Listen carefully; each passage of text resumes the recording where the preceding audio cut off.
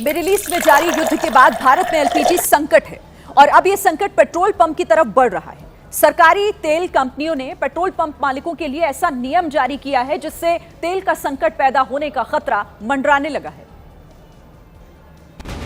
Indian oil, Hindustan petroleum और Bharat petroleum जैसी देश की सभी बड़ी तेल कंपनियों ने अब पेट्रोल पंप मालिकों को एडवांस पेमेंट करने को कहा है। पेट्रोल पंप मालिकों को तेल मिल जाता था और 5 दिन बाद भुगतान करना पड़ता था, लेकिन नए फैसले के तहत तेल कंपनी अब उसी को तेल देंगी जो एडवांस पेमेंट देगा। ये ऐसा फैसला है जिसका असर देश के 1 लाख से ज्यादा पेट्रोल पंपों पर पड़ेगा। All India petroleum dealers association का मानना है कि अभी तक जो चेन बनी थी उसमें दिक्कत आएगी, क्योंकि एडवांस पेमेंट करने के डर से पेट्रोल पंप वाले कम तेल मंगाएंगे। कि आपको पहले इन एडवांस पैसा देना पड़ेगा, फिर दिया जाएगा। तो ये एक थोड़ा असर जरूर हमारे यहाँ पर दिखेगा कि तो कहीं ना कहीं रोटेशन में दिक्कत आएगी। चिंता इस बात की भी है कि ये फैसला ऐसे समय आया है जब युद्ध की वजह से ऑलरेडी तेल की सप्लाई में दिक्कतें आ रही हैं। भारत में एक बहुत पुरानी कहावत है कि दिन सबका आता है। आजकल कोयले वाली भट्टियों और मिट्टी के चूल्हों का दिन आया है। बरसों से भट्टियां और चूल्हे का जो कारोबार ठप पड़ा हुआ था, अचानक से उसमें तेजी आ गई है।